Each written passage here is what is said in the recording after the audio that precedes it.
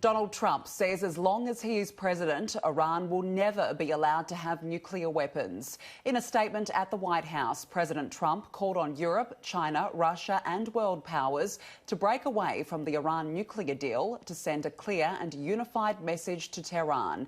He's also imposed new sanctions. Nations have tolerated Iran's destructive and destabilizing behavior in the Middle East and beyond. Those days are over. Iran has been the leading sponsor of terrorism, and their pursuit of nuclear weapons threatens the civilized world. As we continue to evaluate options in response to Iranian aggression, the United States will immediately impose additional punishing economic sanctions on the Iranian regime. These powerful sanctions will remain until Iran changes its behavior. Mr. Trump says the United States took decisive action to stop a ruthless terrorist threatening lives, condemning Iranian Major General Qasem Soleimani as the world's top terrorist. Nations have tolerated Iran's destructive and destabilizing behavior in the Middle East and beyond. Those days are over.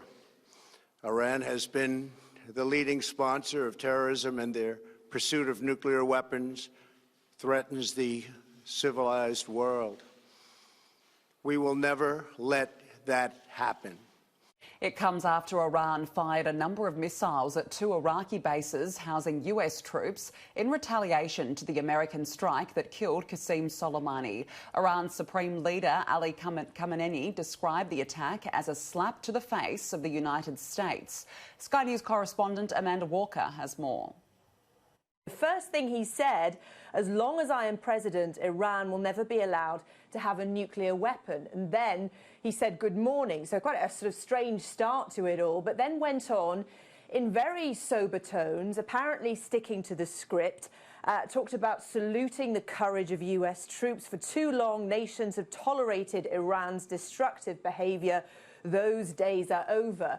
He said that they took out, essentially was backing up and reinforcing his unwavering approach to the fact that they chose to kill Qasem Soleimani, and really sort of saying here that this was a victory, that this is all sewn up, that this is how Iran responded. It didn't so much as scratch any US troops. And ultimately, if you look at it that way, the fact that the US killed this extremely important, significant figure in Iran, what does the US get in return?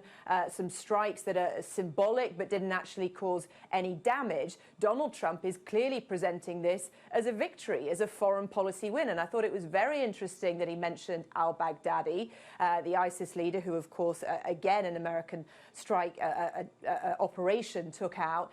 And I think this is Donald Trump, what he's saying to the public here and to his voters, crucially, look at me, I'm the president that takes out the bad guys. That is something that's very relatable, very understandable. It's, you know, he's framing it that other presidents couldn't do it, I'm doing it. He's saying that they're still looking at options in terms of responding to Iran. He outlined sanctions. So it seems like the path they want to take now is diplomatic, a direct call to the people of Iran, to the leaders, saying we want you to be prosperous, we want you to have a good future, and we're ready to embrace peace. So I think anyone that was expecting Donald Trump to come out fighting again and suggesting that there would be a response to these strikes, I think we're as far away from that as almost we could possibly be.